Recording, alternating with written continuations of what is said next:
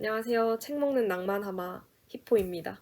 오늘 이야기해볼 책은 클라리시 리스펙토르의 별의 시간입니다. 속초에 놀러 갔다가 한 독립서점에서 발견했어요. 인터넷 서점이 참 편하고 좋죠. 책 종류도 다양하고 할인도 많이 하고. 그런데 그런 환경에서는 모르는 책을 만나기가 어렵잖아요. 내가 먼저 알고 검색하거나 메인 화면에 이렇게 떠 있는 경우가 아닌 이상 모르는 책, 새로운 책을 접하는 게 쉽지가 않은데 그 서점에서는 모르는데 끌리는 책을 만나게 된 거죠. 그 기념으로 바로 결제했습니다. 책의 뒤에 표지가 참 이뻐요. 이 책의 제목처럼 반짝반짝 빛나는 별 같고 제목과 잘 어울리고 이쁘지 않나요? 제목만 보면 아득히 멀고 찬란할 것만 같은 이 책. 이 책에 대해서 한번 이야기해 봅시다. 시청 주의!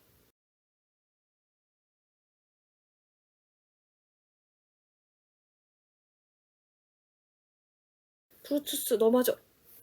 라는 말 아시지요? 고대 로마 황제 율리우스 카이사르가 친구들에게 암살당하는 장면을 두고 후대에서 그 이야기를 재창작하며 지금까지 전해지는 아주 유명한 말. 흔히 믿던 사람들에게 배신당하고 아닐 거라고 믿은 너마저도 나를 배신해 할 때 한탄하는 상황에 잘 인용하기도 하죠. 이 책 속에서도 이 표현이 인용되었어요. 책 속의 작가를 통해서요. 근데 우리의 주인공 누구에게 배신당했을까요? 이 글의 주요 인물 두 명을 꼽자면 주인공 마카베아와 마카베아의 인생을 서술하는 작가. 이 두 사람이 아닐까 싶습니다. 작가는 사명감을 가지고 성의껏 진득하게 마카베아의 삶을 묘사합니다. 그러면 작가가 묘사하는 마카베아는 어떤 사람일까요? 간단히 설명하자면 별 볼 일 없는 여자입니다. 닥치는 상황에 순응하고 외적으로도 매력적이지 않고 딱히 극적인 삶을 사는 것도 아니고 말도 잘 안 통해요. 곁에 누군가가 없는 건 아니었지만 마땅히 브루투스 역을 맡아줄 사람은 없었다고 생각합니다. 배신을 당했다는 건 배신을 할 사람이 있었다는 거잖아요. 그런데 배신을 당할 사람이 오는 마카베아가 누구에게 배신을 당했느냐? 배신을 당한 건 접니다. 마카베아를 묘사하는 작가와 저예요. 이야기들은 큰 틀을 두고 보면 구조적으로 좀 비슷하지 않나요? 많이 축약하자면 착하게 살라, 나쁜 짓 하면 혼난다, 효도해라.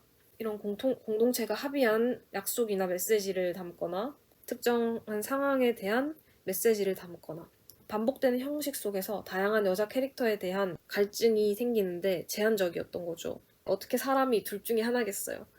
어떤 날은 모자란 행동을 할 때도 있고요. 어떤 날은 번뜩이는 아이디어를 떠올리기도 하고 못되게 행동하는 날도 있을 거예요. 반성하기도 할 거고 반성하지 않기도 할 거고요. 어떤 날은 또 착하게 행동을 하겠죠.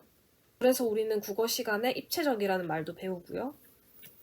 아무튼 작가는 일평생 주목받을 일 없이 이야기로 남지 못할 서사를 가진 한 명을 일단 사명감으로 끌고 나온다고요. 그리고 저는 그걸 보면서 기대를 하는 거지요. 심청이 콩쥐를 본받고 파치처럼 행동하지 말라는 이야기.